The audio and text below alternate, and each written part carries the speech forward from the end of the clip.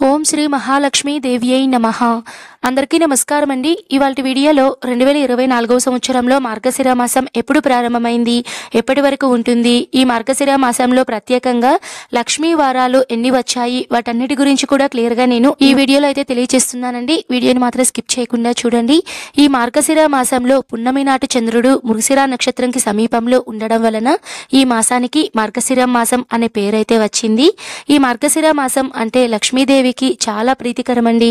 అందుకే ఈ మాసంలో లక్ష్మీ వారాలు అంటే గురువారాలలో మహాలక్ష్మీదేవిని మనము కనక మహాలక్ష్మీదేవిగా పూజించడం వలన ఇంట్లో డబ్బుకి లోటైతే ఉండదండి, అష్ట ఐశ్వర్యాలు సమృద్ధిగా అయితే మనకి ఉంటాయి అని మన పురాణాలలో అయితే చెప్పబడిందండి. అంతేకాకుండా ఈ మార్గశిర మాసంలో మనకి శ్రీ మహావిష్ణువుకి ఎంతో ప్రీతికరమైనటువంటి ధనుర్మాసం అనేది కూడా ప్రారంభమవుతుందండి. ఈ మాసంలో పెళ్లి కాని యువతీ యువకులు శ్రీ మహావిష్ణువుని ఆరాధించడం వలన శీఘ్రంగా వివాహం అనేది జరుగుతుంది అని కూడా మన పండితులు చెప్తున్నారు. ఈ మాసంలో శ్రీ మహావిష్ణువుని మధుసూదనుడుగా అనే పేరుతో అయితే ఎక్కువగా ఆరాధిస్తూ ఉంటారండి. ధనుర్మాసం వీడియో గురించి నేను మీకు తర్వాత వీడియోలో అందిస్తాను. ఈ మార్గశిర మాసంలో లక్ష్మీదేవిని మనము గురువారాలలో పూజించడం అనేది చాలా విశేషమండి. ఈ మాసంలో మనము 5 గురువారాలు 5 లక్ష్మీ గురువారాలు పూజించాలి అని సాక్షాత్తు లక్ష్మీ పురాణంలో లక్ష్మీదేవినే మనకి చెప్పబడిందండి. కాబట్టి ఈ మాసంలో గురువారాలు ఎప్పుడు వచ్చాయి, వాటి తేదీలు, ఆ గురువారాలలో ఏ నైవేద్యం సమర్పించాలి అన్నీ కూడా తెలియచేస్తానండి. దానికన్నా ముందుగా మనకి ఈ 2024వ సంవత్సరంలో మార్గశిర మాసం ఎప్పుడు ప్రారంభమైంది, ఎప్పటి వరకు ఉంటుందో తెలియచేస్తానండి.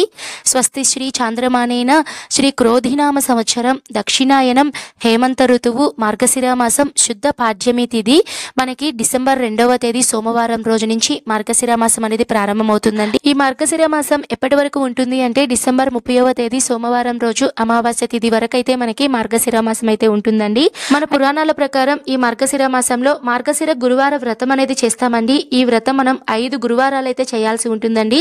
అంటే మార్గశిర మాసంలో వచ్చేటువంటి 4 గురువారాలు, తర్వాత పుష్యమాసంలో వచ్చేటువంటి మొదటి గురువారం రోజున మనము ఈ 5 వారాలు లక్ష్మీ గురువారాలలో లక్ష్మీదేవిని అయితే ప్రత్యేకంగా ఆరాధిస్తామండి.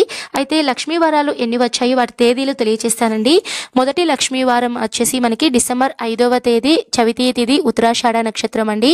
రెండవ లక్ష్మీ వారం వచ్చేసి డిసెంబర్ 12వ తేదీ ద్వాదశి తిథి అశ్విని నక్షత్రం.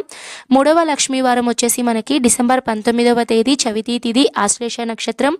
నాలుగవ లక్ష్మీ వారం వచ్చేసి మనకి డిసెంబర్ 26వ తేదీన ఏకాదశి తిథి స్వాతి నక్షత్రం అండి. తర్వాత పుష్యమాసంలో వచ్చేటువంటి మొదటి లక్ష్మీ వారం వచ్చేసి అంటే మనకి 5వ లక్ష్మీ వారం కింద వస్తుందండి.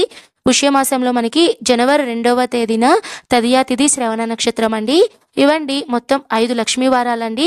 మరి ఈ లక్ష్మీ వారాలలో మనం ఏ నైవేద్యాలు సమర్పించాలి అంటే మొదటి లక్ష్మీ వారం వచ్చేసి మనము పులగం నైవేద్యం సమర్పించాలండి. రెండవ లక్ష్మీ వారం నైవేద్యం అట్లు తిమ్మనం. మూడవ లక్ష్మీ వారం నైవేద్యం వచ్చేసి అప్పాలు పరమాన్నం. నాలుగవ లక్ష్మీ వారం నైవేద్యం వచ్చేసి చిత్రాన్నం గారెలు. 5వ లక్ష్మీ వారం వచ్చేసి బూరెలు. ఓకే అండి, ఈ వీడియోలో మార్గశిర మాసం ప్రారంభం మరియు ముగింపు తేదీలు, అలానే లక్ష్మీ గురువారాలు ఎన్ని వచ్చాయి వాటి తేదీలు, నైవేద్యాలు అన్నీ తెలియచేశాను కదండి. మరో వీడియోలో మార్గశిర మాసంలో గురువార వ్రతము ఎలా చేసుకోవాలి, పూర్తి పూజా విధానం మీకు తర్వాత వీడియోలో అందిస్తానండి. ఈ వీడియో కనుక నచ్చితే తప్పకుండా లైక్ చేయండి. మరో మంచి వీడియోతో మీ ముందైతే ఉంటానండి. సర్వే జన సుఖినో భవంతు. స్వస్తి.